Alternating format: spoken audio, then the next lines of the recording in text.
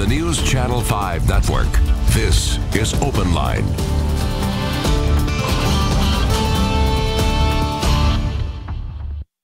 Hello everyone, welcome to OpenLine. Good show tonight. We are talking about how Nashville's economy is thriving, is booming in many ways, but a lot of residents don't feel it. Unemployment is certainly down, but in many ways poverty is up. Affordability is a real concern for many residents.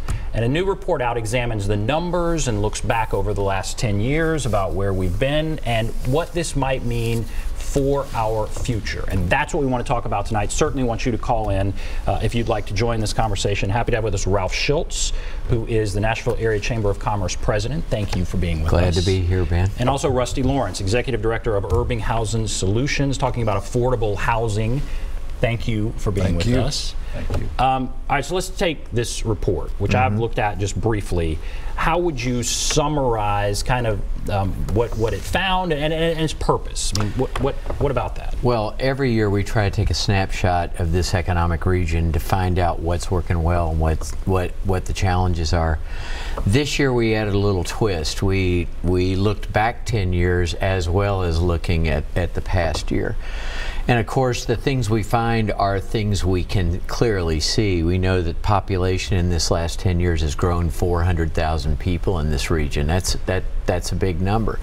We continue to see 30 to 40,000 people moving here. We see income rates rising, but they were late rising in the recovery out of the recession. Jobs grew faster than wages grew. We also see the cost of housing has gone from 89% of the national average to 98% of the national average. So our housing is still an average cost as compared to the rest of the nation, but everyone who's been living here has seen that escalation of 10% over these last 10 years. We've seen the poverty rate drop from 19.9% to 14.8%. which is a great number, but we've also seen that the poverty population has stayed about the same. That is, all of that in-migration is creating a different rate, but we still have to address the issues of affordability and poverty with the population that's here. So we see jobs growing. We now see wages growing. We surveyed our members not long ago, and we found that 60% of them are paying $12 or more an hour, and less than 1% of our members are paying minimum wage. They're all paying above minimum wage, and that's because the jobs have grown faster than the workforce, and so now, you know, there's a scarcity. Low unemployment. And that's been an issue as far many employers are saying it's tough to find workers. And Rusty, I want to ask you about affordable housing here in a moment, but I want to ask you first the challenge here. All right, you've laid out a lot of good things, and we all know it. We see it in the news. The headlines are all pretty positive. But what if we don't address some of these problems? What happens to the growth of our city? The growth of our city is driven by its quality of life. If we don't address these issues, then that quality of life is going to suffer. Everyone in this region is going to suffer. So if we don't address these issues of education, issues of transportation, issues of affordability and available housing, then we're going to start to see stagnation and decline over time. That opportunity is going to reduce. So now is a great time to begin addressing these issues because we have the strength to undertake those solutions. And so, Rusty, as far as affordable housing, the first question we get when we start talking about affordable housing, someone will call in and say, how do you define affordable? So let's start with that. When we talk about affordable housing, what does that mean? Well, from our point of view, affordable housing is somewhere between $16,000 a year income and $31,000 in income. Someone that makes that range is what you call 30% of the median family income and 60% of the median family income. Anything below that is very affordable housing. But that doesn't leave a whole lot of discretionary income. So if you're talking about a $12 an hour wage, that ends up being a little less than $15,000 a year, which means you really only have $400 a month to pay for your housing.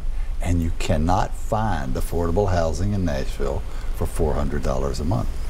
Even though that's a good wage, $12 an hour sounds like a great wage. Sounds like a great wage, but it's not functioning in our current housing market.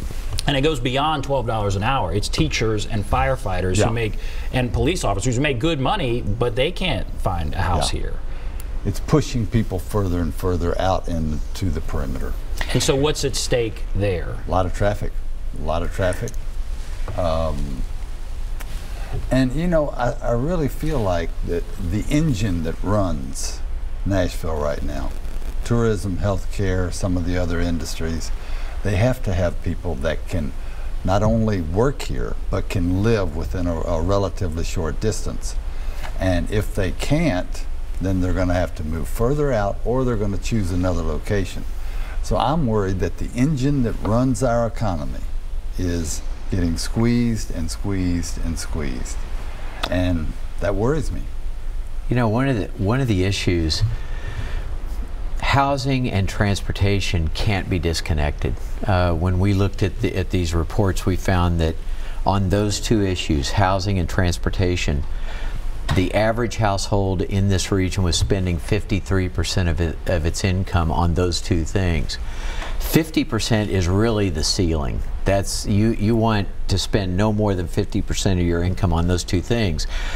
Well, the cost of housing is 2% short of the national average. Still not a bad deal, but at least an average deal. That transportation cost is what's driving people over the top. And then you have what we call distance discrimination, right? We have, people are locating further and further from the job opportunities with poor solutions to connect to those. It's one of the reasons we're so strong on transit and transportation options, because you got to have that connection. And when you look at that Nashville Next plan that was created a couple of years ago, there's a lot of affordable housing solutions built into that plan along the corridors. When you look at the discussion that's taken place on transit-oriented development, a lot of affordable housing is built into those plans. And you know, Rusty talks about the as we're trying to attract private investment to build affordable housing, that private investment is attracted because they can put greater density in the housing, and that solves two problems. Helps you with the affordability, but it also helps you with the density. How do you gauge the cost of transportation? Is that the payment you're making for a car, or what you spend on a bus, or is that the time you spend in traffic? How are you gauging that? It takes every cost associated with transportation. So it also includes calculations for parking, it includes calculations for garaging, it includes calculations for maintenance. It's the total cost of transportation per household. And that's a big issue. So you're saying housing and transportation, you put those two together, and we're at a situation where people are paying too much right now. We go from being top of the list as an economic magnet, Nashville as a community. We go from the top of the list as compared to those other cities we compare against. The list flips when we go to the top of the list as basically stressed, okay? Household income stressed, because you've got the housing cost and transportation costs, which everyone has to expend. Well, you know, our other benchmark cities, Charlotte, Austin, those cities, they have better transportation and competitive housing costs. Interesting. And so what do we do about this? And I'll ask you first, Rusty. When I'm talking about affordable housing, I know that impacts so many people. How do we address this? Because it can't be the council says no house can go for more than $100,000. I mean, you can't legislate how much a property goes for. So how do we realistically, demand is high, so supply is short, it seems like prices go up. Well, it's incentives. And the biggest gap is equity. Banks in Nashville will loan for affordable housing. They will loan 75% of the cost of the project. So let's just take a $10 million project, which might fund 130 or 140 brand new units, or more like, do more than that, acquisition units that you rehab. So if you can borrow 75% of that, and it's a $12 million project, you can borrow $9 million, but you have to come up with that other $3 million. Somewhere that has to come into play. Now there are a bunch of different alternatives. One is, are you familiar with the Barnes Fund? Yeah, that's the Barnes Housing Trust Fund, which is something that's set aside for not-for-profits. And affordable housing. The Barnes Fund is affordable only housing. affordable housing. And it has $10 million in it every year that is given out to not-for-profits. They can use that for that equity portion. Borrowing 75, putting down 25 from the Barnes Fund, and they can make a project work. But that's only one source, and that really doesn't go that far. But there are other options, and another one is GO bonds. GO bonds that the city can let, and I believe, if I remember right, $25 million in the last budget and another $25 million in this budget. And that can go a long way. The only catch with the GO bonds is that the city has to own whatever they pay for. But there are ways around that. I mean, the city can own it, buy it, and then lease it to either a for-profit or a not-for-profit. So those are some incentives. The problem to me is equity. You've got to get the equity because the banks are interested and willing to loan. All right, that's interesting. That's how you would spur that kind of development. That's the way I see it. Let's go to Joe, who is on line 1 here. Hello, Joe. Hello. Go right ahead. What's on your mind? All right, who am I speaking with? Well, you're right here on the show. So you're speaking with Ralph Schulz and Rusty Lawrence and me. So go right ahead. Okay, I'd like to ask you a question. You're talking about $12 an hour? Right. Yes. And I'm making $14 an hour, okay? All right, you need to turn down your TV. You're making $14 an hour. Right, $14 an hour. Now, you're talking about affordable housing and this, that, and the other. And I want to know something. Have any... You're making $14 an hour. Yeah. All right, I think what you're about to say, have any of us tried to buy a home on $14 an hour? Turn down your TV if that's not what you're going to ask, and I'll come back to you. But he's raising the question, how in the world can you make it on $14 an hour in this city right now? You can't buy a house. Right. You can't buy a house, you can rent.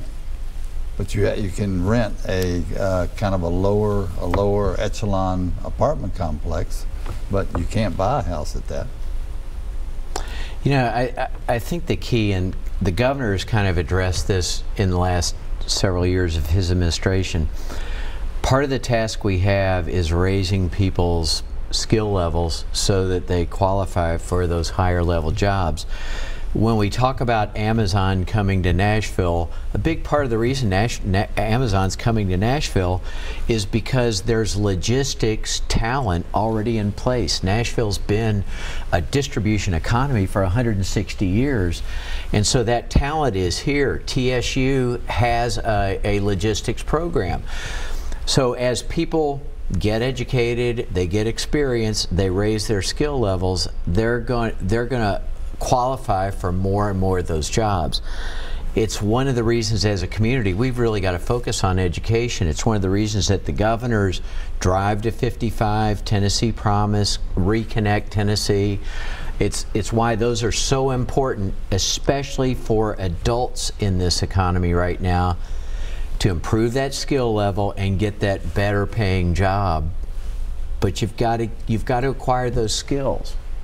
And this talks about, the report talks about different levels of education and what percentage of those levels are in poverty. Certainly less than a high school diploma has a much higher poverty rate. Right. But we've seen the poverty rate, if I'm reading this right, increase even in the last few years, despite no matter what the education level is. Is that correct? Well, what we've seen is we've seen the low-skill jobs, wages have actually improved a bit in that category because those low-skill jobs, especially in our hospitality economy, have expanded, and there's more competition for that workforce. What it took a while to see when we came back from the recession was the increase in in the degree and the middle skill jobs. Those wages and those salaries stayed fairly stagnant for a short time, and they're just starting now to rise. So the poverty rate, and this can get complicated, but the poverty rate has actually dropped, partially because those people that were right on the margins of poverty have now seen their income, their household income improve. But also because we've had this in-migration, which has an average age of 29 years old. They're coming in with some form of post-secondary degree or certificate. They're getting good jobs, but we still got this population that needs that skill improvement to come out of poverty.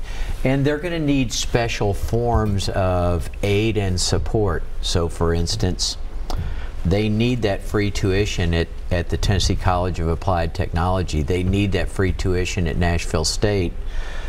But they're also going to need the ride to get to school. They're also going to need some help on child care to be able to go to school. But the key is to get those skill levels up. And one other thing before we go to break, and I'll let you both answer this, and then we'll start taking some more calls.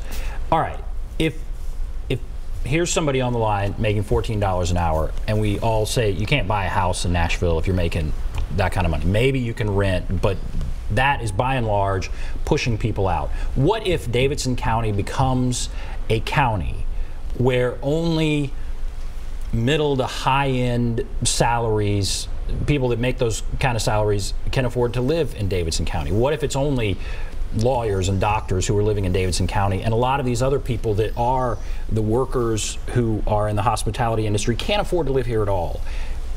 How concerned are you that we could be heading to that, and what is the implication if we do? I'll yield to Rusty here quickly, but I will say this. The Nashville Next plan has planned for that mixed income opportunity in this community. That 35 to 50 year development plan for Nashville along those corridors has created opportunity for mixed income housing. When you look at the work that the MDHA is doing through their Envision neighborhoods, they're creating mixed income neighborhoods. So if we have intention and we have a conscious plan and we follow it and we encourage it, and in some cases incent it, then we're going to see affordable housing and mixed income housing occur in Davidson County. If we don't stick with that, then we're going to see the difficulties that you talked about. And what if we do? I guess. What if it ends up the way you posited it? I think people are going to go to other cities. It hurts our growth in the end, right? That's what I think. I think this is the engine that drives it. The tourism industry, the healthcare industry, and there are so many people in those industries that are at lower wages. And I think they're going to recognize Nashville may not be the place for me if I have to live out in Clarksville. And so how optimistic are you that we can prevent that from happening? Well, we're a not-for-profit. We have a mission, and we're optimistic about our mission. And so we are trying to triple what we have 1,400 units, and we're trying to triple that in the next 7 years, and we have a plan to do that. And I think the city also can make great strides in doing that, but they have to put the focus on it. All right, well, I have to go to a break because it feels like the focus has been on it. I mean, if you watch the last mayoral race, everybody talked about affordable housing. So it seems everybody wants to do something about it, and yet, you know, I guess we can talk about that more. And we'll also talk to several people who have called. So hold on the line. If you want to call in, there's the number 615-737-PLUS, 615-737-7587. Take a break. Be back right after this.